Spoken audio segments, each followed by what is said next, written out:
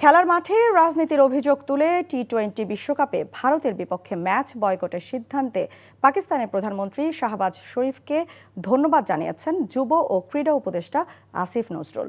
গতকাল ইসলামাবাদে মন্ত্রিসভার সদস্যদের শাহবাজ শরীফ বলেন, খেলার মাঠে কোনো রাজনীতি থাকা উচিত নয়।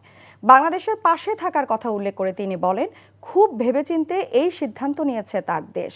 পুরোপুরি বাংলাদেশের পাশে দাঁড়ানো উচিত ইসলামাবাদের, যা খুবই উপযুক্ত সিদ্ধান্ত।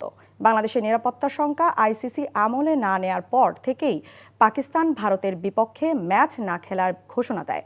তবে সিদ্ধান্তটি গত সপ্তাহে ঘোষণা করা হলেও এই প্রথম প্রকাশ করে পাকিস্তান সরকার। তাদের এই সিদ্ধান্তকে স্বাগত জানিয়ে ক্রীড়া উপদেষ্টা আসিফ নজরুল বলেন, এটি সময় উপযোগী সিদ্ধান্ত। একই সাথে ফেসবুক পোস্টে পাকিস্তান সরকারকে ধন্যবাদ জানান তিনি।